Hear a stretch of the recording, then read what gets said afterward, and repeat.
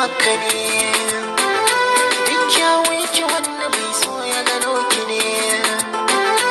Hanyar ruwa da iska manoma na ta shuka, halisa ta yi albarka, guntun gatarin ka ɗauke shi karataya.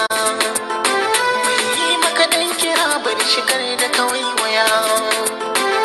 Kwantar da hankalinka ya dinga ke gabanka, ka amfani lokacinka, ba kowa ake faɗa wa sirri ba na zuciya.